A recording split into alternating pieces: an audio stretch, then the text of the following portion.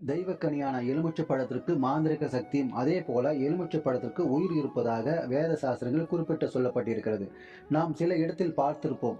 அது கடைகளிலும் வீடுகளிலும் மற்றும் பல இடத்தில் ஒரு கண்ணாடி டம்ளரில் நீரினுள் எலுமிச்சை பழத்தை வைக்கப்பட்டிருப்பதை.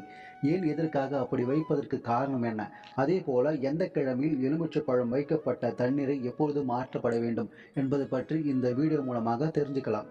ஆன்மீக ரீதியாக பார்த்தால் எலுமிச்சை பழத்துக்கு எதையும் நேர்மறை ஆற்றலாக மாற்றும் தன்மை இருக்கிறது.